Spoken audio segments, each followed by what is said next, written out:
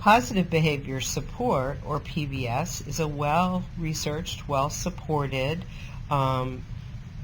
technique or strategy to use with children with autism. And as a matter of fact, in autism endorsement, you are expected to take a course in positive behavior support. What it represents is an expanded use of applied behavior analysis, or ABA, and it really was born out of dissatisfaction with traditional ABA methods used for severe behavior issues, because those often did not address the function of behavior.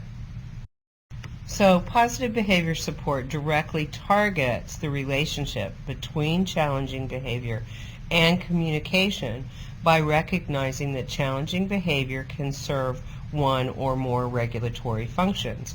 So a child may do a certain challenging behavior, such as beat their head against the back of a chair when they don't like what's going on, and also maybe when they're excited. So one behavior may actually serve two functions.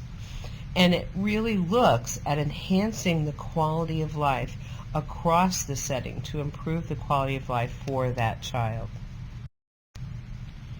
So once you've determined your functions of behavior, positive behavior support then looks at a plan to attack that behavior.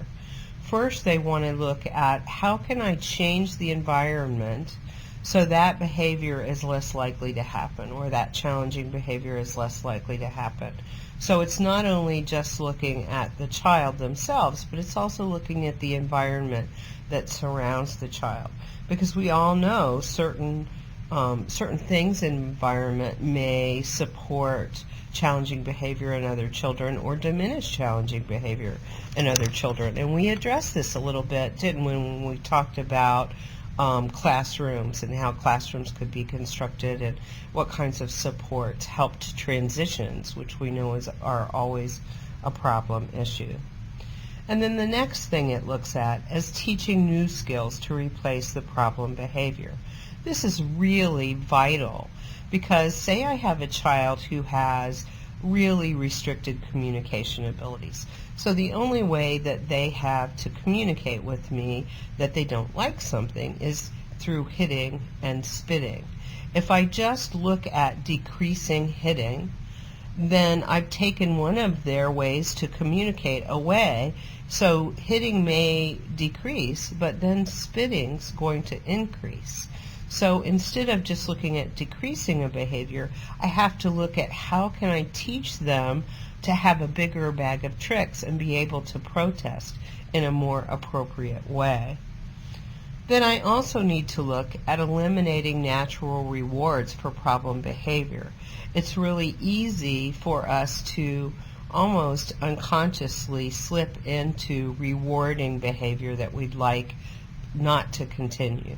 So for instance, if a child really doesn't like to leave their house, if they like to stay home a lot, if they have a tantrum every time they get ready to leave, parents may inadvertently reinforce that by allowing them to stay longer, by giving them toys that they like, by giving them something to eat, by not going at all.